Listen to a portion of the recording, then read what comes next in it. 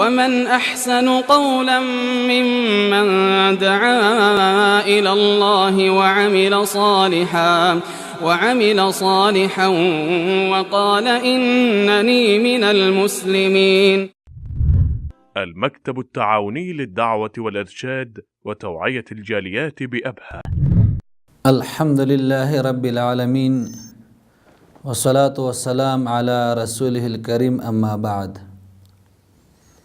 الله رب العالمین پمنګ او تاسو باندې پنځه منځونه دا پشپا ورځ کې پرس کړي دي چې موږ به په ورځ او شپه کې پنځه منځونه دا ادا کوو. دا په موږ او تاسو باندې لازم دي او فرض دي د الله رب العالمین د طرف نه. محترم اوریدونکو، منځ دا ډېر اهم عبادت دی او د اسلام د ارکان نه دویم رکن دی. حدیث کې راځي رسول الله صلی الله علیه وسلم فرمایي بنی الاسلام علی خمس. اسلام دا د پنځو خبرو نه جوړ دی. د اسلام بناګانې او د اسلام ارکان د اسلام ستنې دا پنځه دي. لا اله الا الله محمد رسول الله دا غي اقرار کول دي او دارنګ دویم نمبر باندې نبی علیه الصلاۃ والسلام فرمایي و اقام الصلاه د منځ پابندي کول دي. الله رب العالمین په موږ او تاسو باندې نامنځ پر اسکلې دي. محترم عزتمندو، منځ ادا کول، پنځه وخته منځ ادا کول او دارنګ په خپل وخت باندې او د نبی علیه الصلاۃ والسلام په طریقه باندې ادا کول دا ضروری دي. او دا منځ دغه عبادت دی چې الله رب العالمین په دې کې ډېرې زیاتې پیدې خودي. دا منځ سړی د بې حیایي او د نارواو کارونو نه رامنع کوي. داسې یو عبادت دی، داسې لوی ذکر دی چې سړی د بې حیایي د نارواو کارونو نه د غلط لار نه سړی رامنع کوي. قرآن کریم کې الله رب العالمین فرمایي ان الصلاة تنهى عن الفحشاء والمنکر. یقینا منځ دا منع کول کوي د بې حیایي او د نارواو کارونو نه.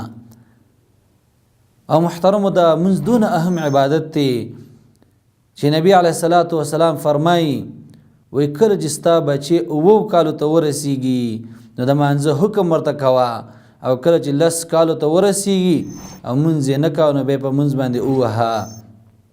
نو د دې حدیث نه موږ دا معلومیږي چې دا منځ دونه اهم عبادت دی چې د خپلو بچو تربیت دا موږ په منځ باندې کوو.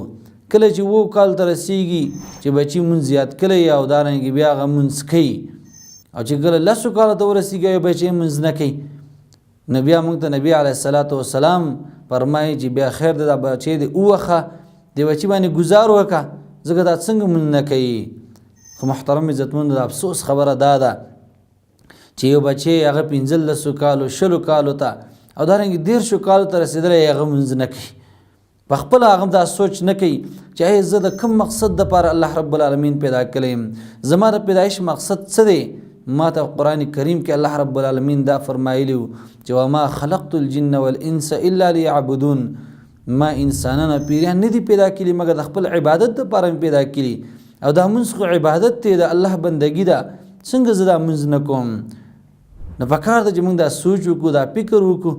او دارنګې مور او پلار لم پکار ده چې هغه په دې بچو باندې هغه نظر وساتي. داسې به نه چې یو بچی د 15 او د 13 کالو د 20 کالو دی او منځ نه کوي، مور او پلار هم پرې غم غرض نه ساتي. دا ګوره د افسوس خبره ده. دا بچی دا بیا د مور او پلار څه تابعداري وکړي چې کله د الله رب العالمین تابعداري نه کوي، د الله فرضي حکم نه ادا کوي، دا بیا د مور او پلار څه تابعداري کوي. محترم عزتمنو، دا منځ دونه اهم عبادت دی چې نبی علیه الصلاۃ والسلام فرمایي چې د خپلو بچو ته حکم کوي چې کله 9 کالو ته ورسیږي چې دا منځ کوي. نو پکار موږ له دا ده چې موږ به د حدیث باندې عمل وکړو او د خپلو بچو تربیت دا په منځ باندې وکړو. او محترم عزتمنو، دا منځ د نبی علیه الصلاۃ والسلام د سترګو یخوالی او حدیث کې راځي رسول الله صلی الله علیه وسلم فرمایي وای زما د سترګو یخوالی الله رب العالمین په دې منځ کې ښودی دی. نګوره دا منځ داسې عبادت دی او داسې اهم رکن دی، داسې اهم عبادت دی چې د نبي علیه الصلاة والسلام سترګې به په دې باندې یخېدي، په دې باندې زړونو ته خوشحالي میلاویږي، په دې منځ باندې سړي ته لذت او یو خاص خوند میلاویږي چې په دې باندې د منځ کوونکي پوهیږي چې کله یو سړی هغه د منځ یعنې منځګزاري او پنځه وخته منځ ادا کوي، دا چې کله د منځه وخت راشي او دنه دا منځ داسې معمولي غوندې کې وروسته شي، دا څونه خپي او چې کله دا منځ ادا کړي دته یو خوشحالي محسوس شي، یو خوشحالي او راحت ورته میلاو شي. او محترم عزتمنو دا منځ دونه اهم عبادت دی چې دا د ټولو انبیاو عمل و، د ټولو انبیاو عمل.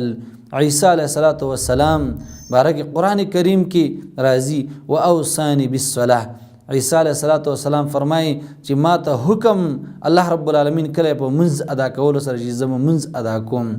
دارنګه اسماعیل علیه الصلاة والسلام متعلق راځي وکان یأمر اهله بالصلاة، د خپل اهل ته حکم کاو، امر به ورته کاو په مانځه باندې، خپل کورینه او دارنګه خپل اهل ته دا حکم به ورکاو چې منځ ادا کوي، منځ کوي. او دارنګه موسی علیه الصلاة والسلام په باره کې قرآن کریم کې الله رب العالمین فرمایي واقیم الصلاة لذکری، د منځ پابندي کوه، یعنی عبادت کوه زما لپاره، د منځ پابندي کوه، منځ ادا کوه زما د ذکر او زما د یاداشت لپاره. نو ګورئ محترم عزتمندو د ټولو انبیاو عملم داو. او دارنګه الله رب العالمین دی امت ته دا منځ ورکلی دی چې 5 منځونه دي لیکن اجر یې د 50 دی. او دارنګه قیامت په ورځ باندې اول تپوس چې کېږي هغه د مانځه متعلق به کېږي، که چېرته دا منځ صحیح راووت چې دا سړی کامیاب دی، او که دا منځ صحیح راونه وت دا سړی به خاسر او تواني دی. نو غرض دا دی چې د منځ ته موږ توجه ورکړو او دارنګه د 5 وخته منځ ادا کړو په صحیح طریقې سره، او دارنګه د نبی علیه الصلاة والسلام په طریقه باندې ادا کړو، تکبیر تحریما ونیسه سلام پورې چې دا منځ د نبی علیه الصلاة والسلام په طریقه باندې ادا کړلی شي. او محترم عزتمندو ولې به موږ دا عبادت نه کوو، ولې به دا منځ موږ نه کوو؟ الله رب العالمین موږ باندې څونه نعمتونه کړي، څونه نعمتونه د دې خپونه د سر پورې الله رب العالمین چې موږ ته دا نعمتونه راکړي، دا نور نعمتونه موږ باندې الله رب العالمین راورولی دي، او الله موږ د خپل بندګۍ او د خپل عبادت لپاره پیدا کړي وو، نو څنګه موږ دا منځ نه کوو؟ محترم عزتمندو دې کې بدني پیدې هم ډېرې دي، د زړه خوشحالي هم پکې الله رب العالمین ایښودې ده. دارنګې د دې منځ د وجې نه د انسان په رزق کې الله رب العالمین پراخۍ هم راولي، او غټه پیدې دا ده چې د قیامت پر ورځ باندې دا انسان به کامیابي. الله رب العالمین موږ صحیح منځ کوونکي جوړ کړي. وصلی الله علی خیر خلقه محمد و آله و صحبه اجمعین. ونحمل هم هذه الجاليات بآيات الكتاب البينات بها كم أبصروا سبل النجاة فضجوا بالشهادة ناطقين، فضجوا بالشهادة ناطقين.